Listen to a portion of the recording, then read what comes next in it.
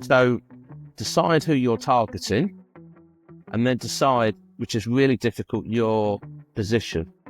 And the position needs to meet a very, very simple criteria, which I always classify as the 3 C's. Is it something the customer wants?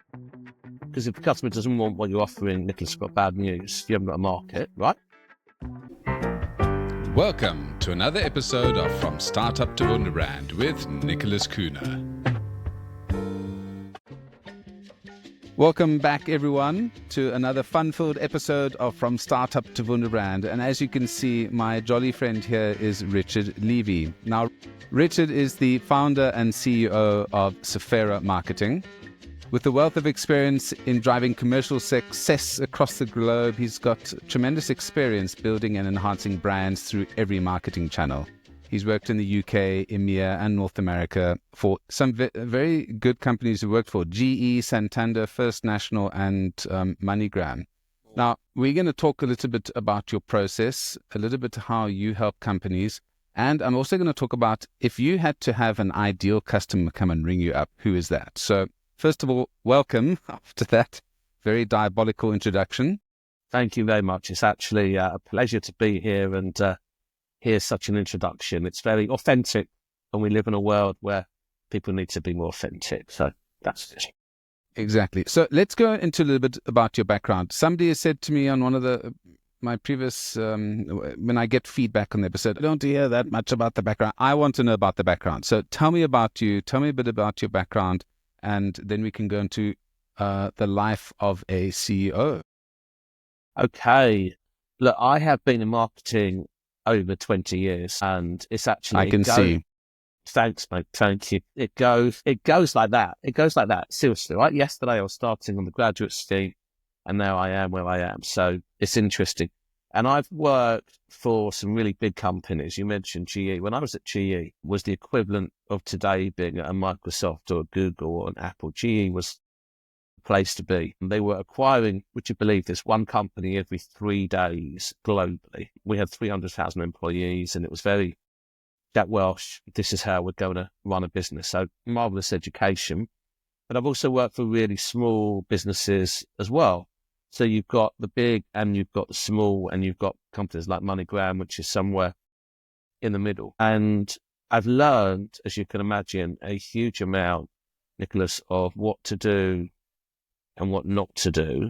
And then I sort of decided 5 years ago, no, more than that, 2017, 7 years ago, that I was going to go back to school and really start studying marketing as a profession and as something, because I always use this analogy that I think you'll appreciate. If you go to a doctor and the doctor says, well, I trained 20 years ago and I haven't, been trained since, you might get slightly edgy, right? And think, right? If you go to a doctor who says, look, I got trained 20 years ago, but I retrain every year and I learn about the latest stuff, you might relax a bit. So using that analogy, I did a variety of courses at the London Business School, etc., just to sort of really learn about the latest thinking. So I've got that experience of working for companies, plus hopefully the sort of academic side as well, that when combined makes a relatively decent marketeer.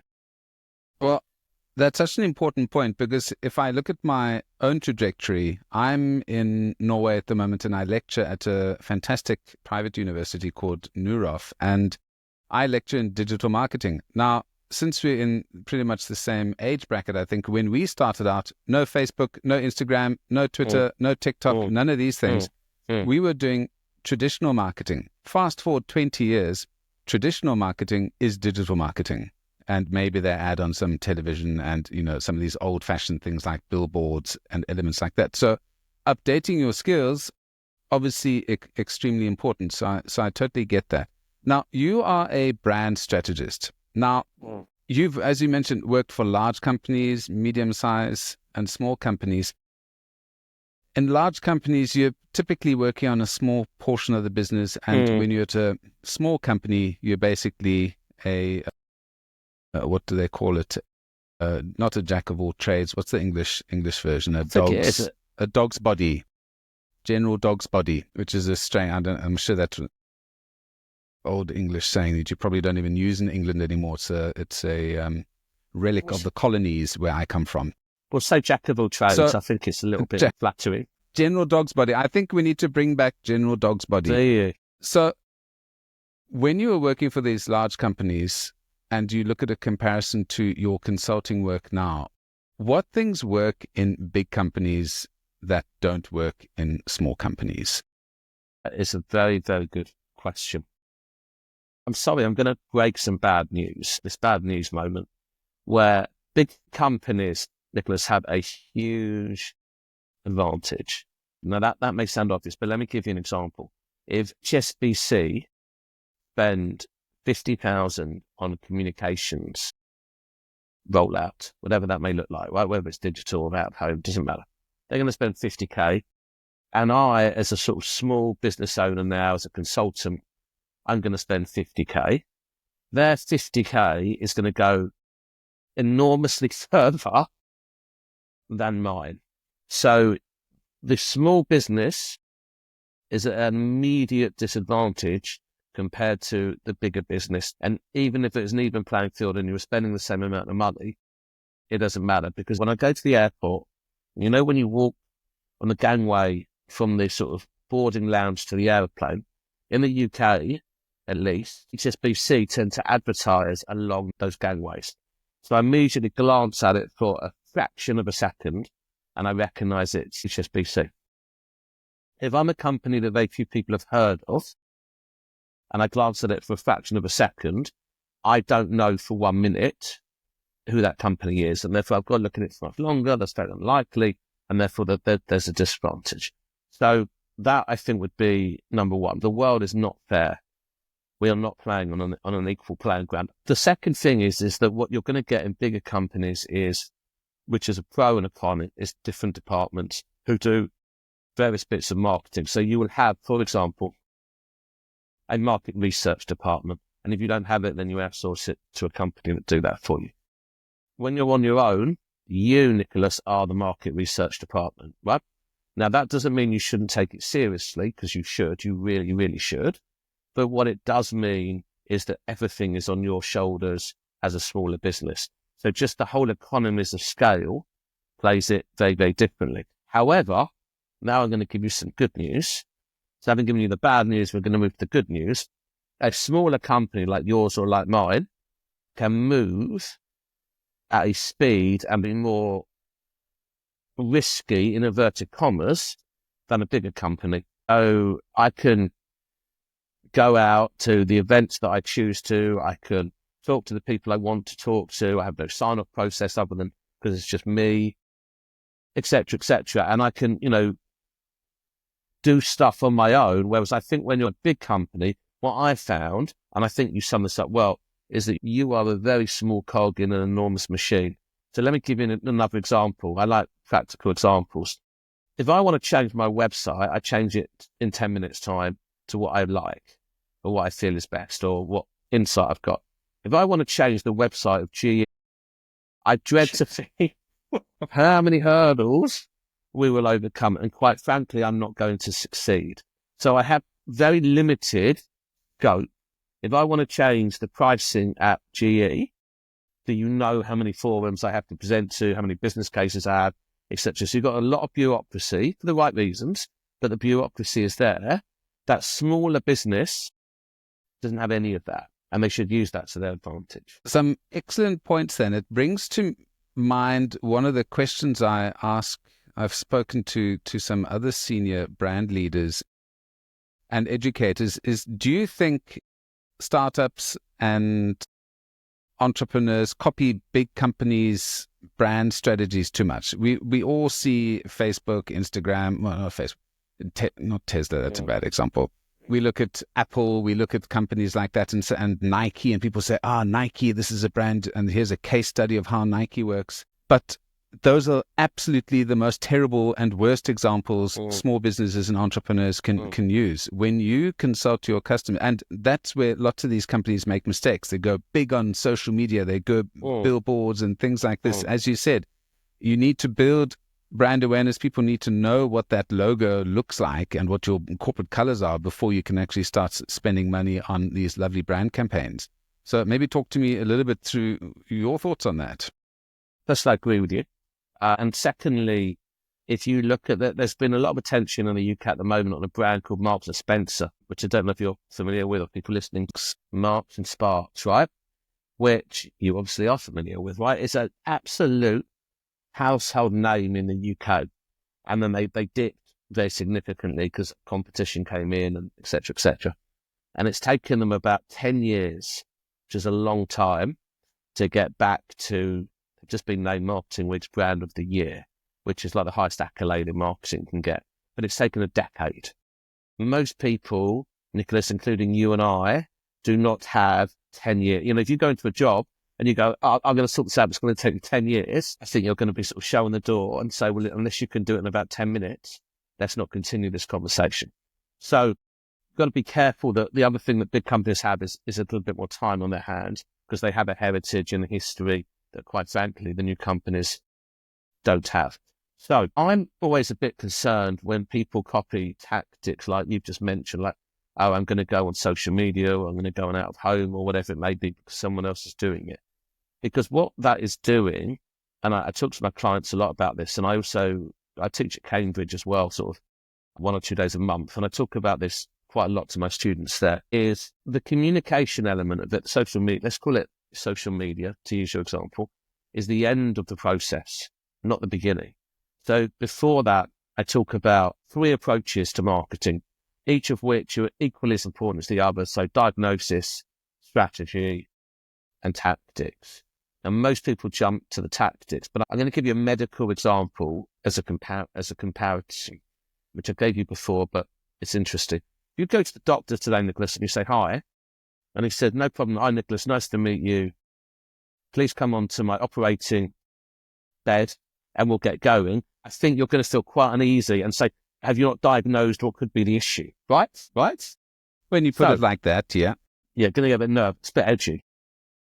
As he sort of opens up your heart and you go, it's not my heart that's the issue, it's my knee. Right?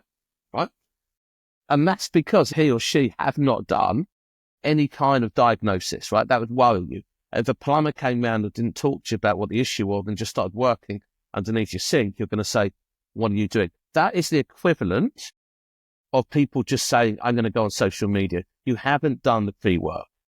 And therefore, I can almost guarantee that your social media campaign is not going to work. Or whatever tactic you use, PR or advertise, Google, whatever you want to use. So the approach that I teach is diagnosis, which is understand the market, what does it look like, who are the competitors, etc. A very outside view of the world, nothing to do with you actually, right? The second bit is then the strategy, which is who am I targeting and who am I not? So if you use me as an example, as a marketing consultant, I do not target what I would classify as big companies because they have significant marketing teams. They have 250 Richard Levys. They do not need 251, right? Well, they may well need 251, but they don't know they do. And so it's a very hard sell to get into those businesses. Equally, if I have a business that's just a month old, they don't really need me because they're still working out where they're going.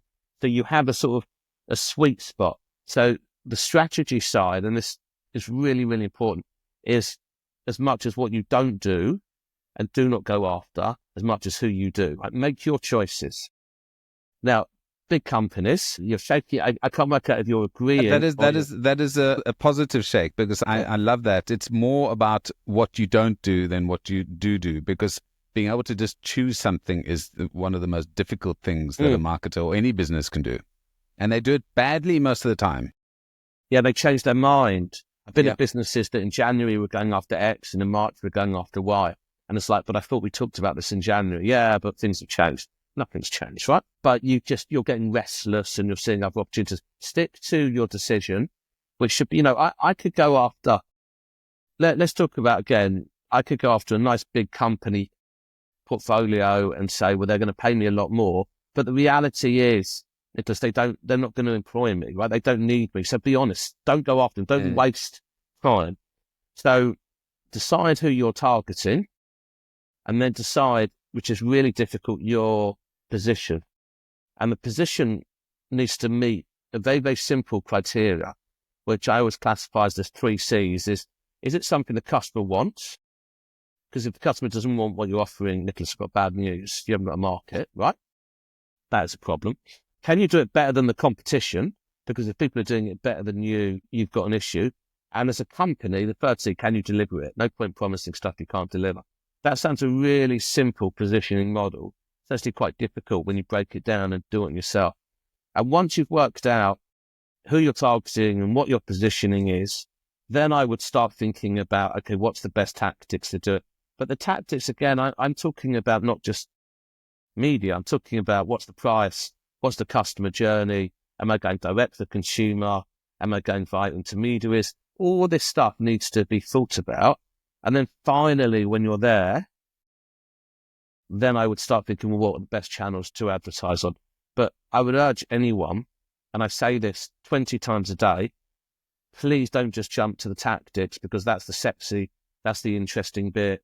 That's when I see your advert on TV and it makes you feel good, because without doing that groundwork, I think you're going to find it a bit disappointing. Absolutely. Well, Richard, we've gone 15 minutes. It's been great. No, I'm just joking. I was like, okay, I tried my best. So it's an inside joke there. Well, yeah, and I mean, one of my favorite things is the customer journey. So I bang on about the customer journey the whole time as the golden thread or red thread or whatever color thread people, whoever's branded whatever color thread for their agency. But what I want to go into now is something that you spoke about a little bit earlier, which was the advantage that startups or smaller businesses have over large companies, which is the ability to be nimble and move quicker. So I want to talk about how you, with your knowledge of how, because it's very good being in the belly of the beast, having worked at these large organizations, how have you been able to use some of this knowledge, or how do you use these skills that you picked up over the years to say to companies, look, here's the gap, here's the advantage, this is what you can do differently to these large companies to nibble this piece of business that they are not focusing on? Good question. And the key as a marketeer or a brand consultant or a fractional CMO, or call it whatever you want, is to know numbers. Okay, this is the most important skill a marketeer can have, whether you're in a small company or a big company. If you know the commercial difference you are making as a marketeer, genuinely commercial difference or incremental difference, and you can explain that, then whether you're working like I do for smaller companies, because I work with a lot of founders, and what founders want generally are one of two things. Revenue. Some are focused on revenue. I just need revenue coming in the door. I just need to show that I can, I don't need to scale this yet. I just need to show proof of concept to my investors. Fine. Or others are saying, actually, we've got quite a lot of revenue. Now we need to turn profit because the investors are saying we want to return, right? So it's normally one of the two. So therefore, how do I go about saying that an investment in me, because they're paying me, so there's an investment, is actually going to incrementally, over the short term and the long term, not one or the other, pay off? And I can only do that if I understand how to read a balance sheet, how to read a profit and loss, how to read a cash flow statement, etc. Now, in the big companies, when I was at GE, if you did not know the numbers and could not explain how you were adding commercial value to the business, life was going to be relatively uncomfortable. That is a great lesson. Know your numbers. Too many marketeers, in my opinion, fixate on the tactics. You've probably got, that's my main gist of the argument, or fixate on this is what I do, and this is what the logo should look like, and this is what the brand should look like, and, brand consistency and all that kind of stuff. And we talk a language which you and I will know really well, like brand equity and salience and brand awareness. I promise you this, if you go to any company not full of marketeers and you say, I want to focus on brand equity, everyone will nod. And when you leave the room and close the door, everyone will go, okay, now let's talk about serious stuff. And so take that lesson that I learned at GE, which is you are a commercial part of the business, act like it, and talk to people, not in marketing terms. You and I could go out, I don't know where midway between Oslo and London is, right? France, probably a bit near London, but you know what I mean, right? somewhere in Central Europe. And you and I could talk about brand equity, brand awareness, salience, positioning, targeting to our heart's content. But when you get into proper companies, you need to talk that commercial language. Absolutely. And this is the same lesson I learned at Interbrand. So I Yes. thought I was going to make nice logos and things like that. We were business strategists with just happened to put pretty pictures and colors on top of an organization. So absolutely, I think if you're not going into a business and saying, okay, is this post going to generate me money? Why are we doing this? Why are we doing that?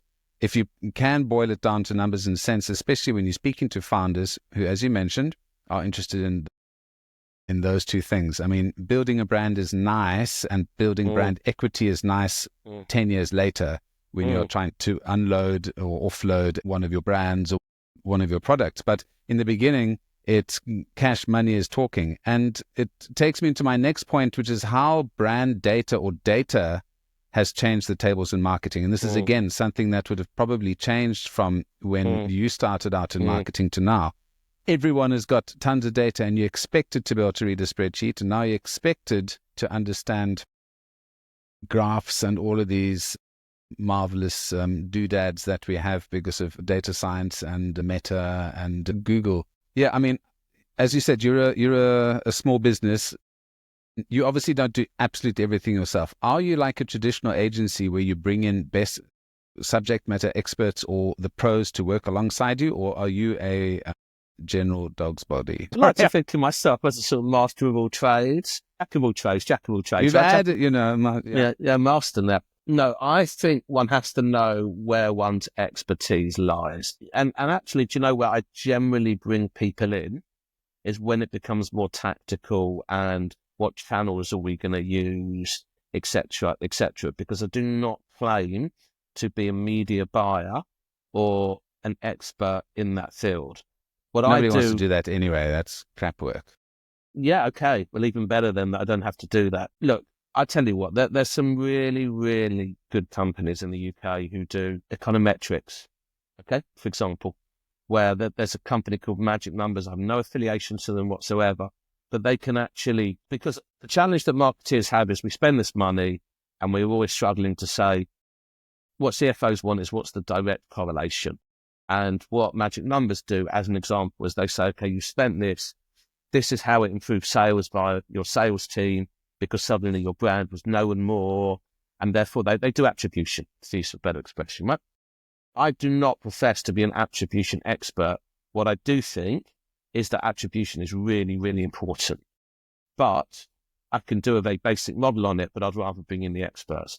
But part of the skill, Nicholas, is also knowing who to bring in and adding value and saying, look, I know people that can do this and they're best in class and have a relationship with them, so it's cost effective, etc. You don't have to do everything yourself, right? Just like at the moment with one client, we're going through a whole reshaping of their brand, and we're using agencies to do some of that work. Well, I mean, that's what brand strategists are for. I see a brand strategist role as almost a conductor of sorts, because you're involved in the strategy side. You're not going to be doing tactical. You're not going to be doing the social media posts. You should be able to play nicely with other children. And that's the role of a brand and strategist, is to sort of be agnostic in terms of saying, well, I'm not going to make money on the ad spend. That is, you'll speak to these guys, they are going to do that. Maybe talk to me about a recent success or an awesome client that you've recently worked with in terms of creating brand, if you can name names, unless you're under some serious NDAs. I work with a brand that no one's heard of. And also part of the delight is I don't work for Unilever or P&G. I work for a smallish brands who are trying to establish themselves. This is a really interesting business. It's a real estate business, pretty well known. It's called My Housing. It's a UK business. And their challenge was, I talk about this case study quite a lot, their challenge was that they were very good at retention and they weren't very good at acquisition. And how did we therefore improve their acquisition? And by acquisition, you mean client acquisition, yeah? Yeah, literally. New client, they couldn't get new clients coming in the door. But once they had clients, they tended to stay forever. It's just, how do we get there? And, I could spend a couple of hours, which I will not, talking about this case study because you will cut me off. But the principle of it is exactly what I said before. which is let's do a little bit of work on who we are, where the brands come from, what we want to be, what our strengths are. And the other thing you should do, this is so not done by people, and I don't get it, Nicholas, right? Go out there and talk to customers, right? Actually talk to customers and say, talk to your loyalist and say, what is it you love about me? And talk to people who don't like you and say, what is it you don't like about me? You always do the don't like in the morning because at lunchtime you feel like shit, right? Okay. So, oh my God, right, this is awful, right? People hate me. And then get your loyalists in the afternoon so you go to bed a little bit happier because actually you realize some people love you. We spoke to just customers and said, what are we good at? What are we not good at? Would you recommend us? Why would you not recommend us? And then you have to face some brutal truths of what you're not good at. Because one of the problems that I find, Nicholas, is that, especially in young companies with founders, it's a little bit like your children. Your children, when they're young especially, are the greatest thing in the world, right? They're the most intelligent, they're the happiest, most friendly, they've got most friends, right? Other people may not see them like that. Now, you don't normally go to other parents and say, what do you think of my kids, right? But you can go there as a company and say, what do you think of my company? And learn from that. And I think we learn an awful amount of what we were good at and what we weren't good at. And when we found out what we weren't good at, we worked on that. And that then naturally led to a much better proposition. Then we talked about our positioning and we suddenly started introducing leads rapidly. Note that I'm not talking about tactics, social media, digital. It's about sorting out the fundamentals of our business. I've just had a call before this with another young founder, and they're not using social media that much. They're going out to trade shows, they are doing events, they are meeting with the customers, seeing them, turning over the product. And I said, brilliant. Even though I'm teaching digital marketing and, digital marketing is my focus, you've got to actually get to the coalface and you've got to meet customers, see how they're interacting with your product, what they're saying. Do they have delight in their face? And this is where all of the great brands started out. Coca-Cola knew their customer.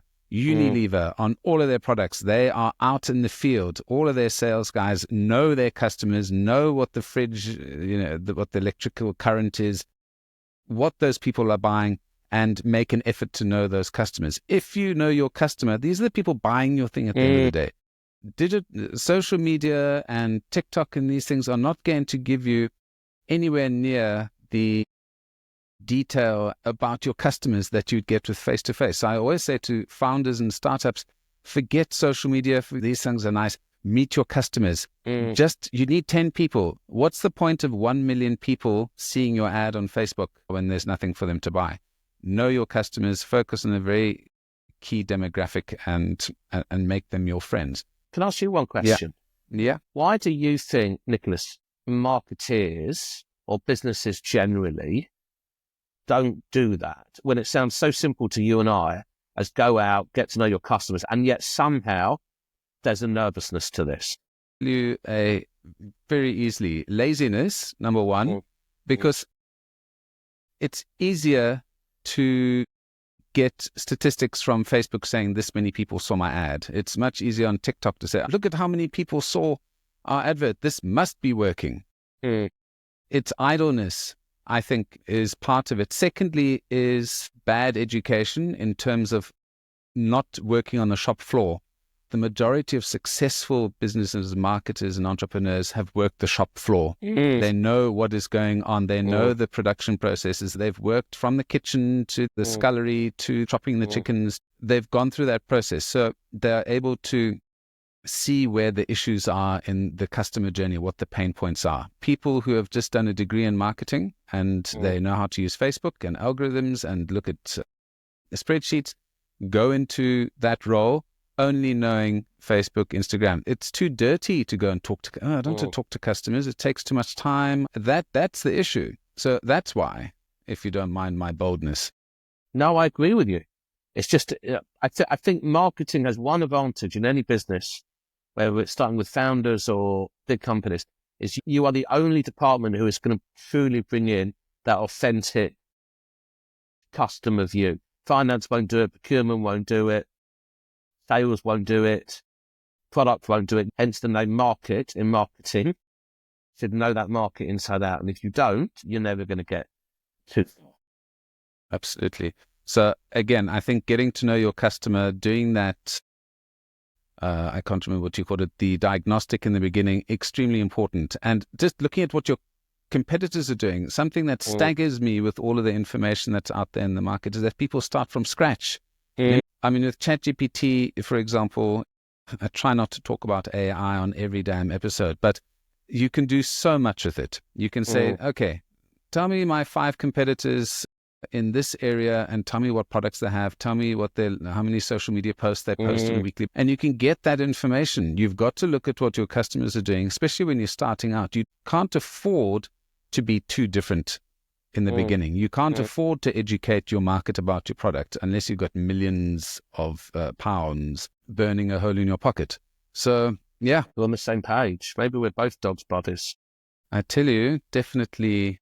Maybe this is the career. Dogs' bodies, exactly. So let's talk about, you mentioned a fractional CEO, and I've had a couple of fractional CEOs on this channel. If you had a brand strategist, you help startups, you help medium-sized companies. I take it you do some fractional CMO work as well. If you had to have a magic lamp and you were stroking your magic lamp and said, please give me this client, who is your dream client? Who are we going to get to come and work with Richard? Well, let me give you the emotional answer because we're marketeers, so we like emotional. I'm waiting for the call from Manchester United to be their CMO, but it hasn't happened yet. I'm sure if only they had my phone number, they'd be ringing me, right? That must be the problem. Yeah.